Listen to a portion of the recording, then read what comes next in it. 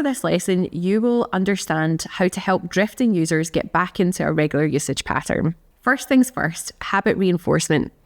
So what we want to do is we want to remind users of techniques that they learned early on in the user life cycle. We want to surface how to get back into moments that feel frictionless. And we want to re-anchor to the original motivation.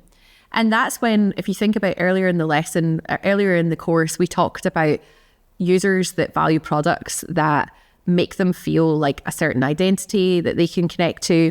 And this is where, for example, when we say original motivation, it really helps to think about the original jobs to be done. A great example is somebody downloading a meditation or a health and fitness app. They're probably doing that because they identify with being a healthy person over time, somebody who works out, somebody who's mindful. And so even if their core use case has changed, as we talked about, maybe it was sleep, now it's meditation, or the other way around, you can still re-anchor that original motivation to say, you can still be the most mindful, the healthiest person in the room. We've got other ways in which you can do that. And again, re-onboarding, if somebody hasn't used the product for a long time, it can help to kind of re-onboard them to the core experience again, even if they are a subscriber. You don't need to make it obvious and say, this is an onboarding email, this is a welcome email, but you can use the same tactics to gradually bring people back into the product. So things like short refresher flows or refresher tutorials. You can also reduce expectations, so use language like, it takes time. And then also, it helps to have a familiar and reassuring tone. And what I want to reinforce here is, and the mistake that I see a lot of teams make is that they send or they blast messages out saying, come back, we miss you, this type of thing. This is not a strategy, right? All of that's going to do is become repetitive and boring and feel irrelevant and out of context for the user.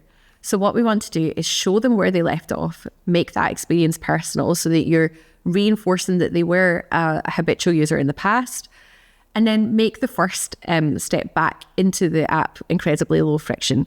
So you'll see in some products it says things like pick up where you left off. For example, food delivery is a really good example here, where if somebody has been browsing and they've been adding to their cart, or they've been checking out certain restaurants, sometimes when you go back into an app after drifting, it says, would you like to continue with your cart, this type of thing. But yeah, restarting a habit is more effective than kind of motivating a user out of nowhere. Make sure, as we said with all the lessons throughout, that these reminders are contextual and relevant to the user. So let's talk about the period tracking app case study. So I worked on, very early in my career, I worked on a well-known period tracking app who noticed that they had a segment of users that would churn from period tracking, and they had tried a bunch of different marketing messages and nothing was working to bring them back. And when I tell you the end of this story, it's going to sound painfully obvious, but sometimes we're so deep in the strategy and deep in the messaging that you forget to take a step back and look at the real world context.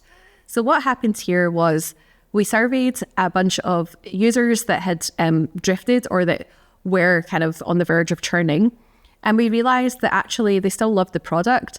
It was that they were pregnant at that time. So there was no need to continue to track their periods over time. And so instead, what they really needed, or what they missed out from the brand or from the product, was, messaging or even features and content that was relevant to them at that stage of their life and that stage of their journey. And because they loved the brand so much and they trusted the brand around when it came to topics like women's health, period tracking, and these type of things, they really wanted that content for the pregnancy stage as well.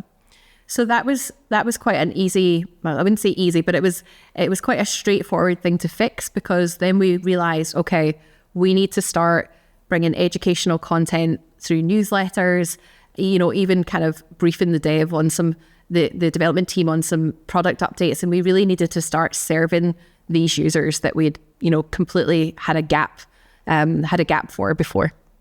The key takeaways here in this section are that drifting is a warning signal. It's not a verdict. People haven't yet churned. And with the right strategy and the right understanding, you can bring those users back.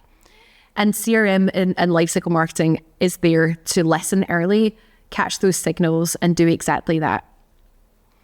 And helping users restart is often way more effective than trying to motivate out of context.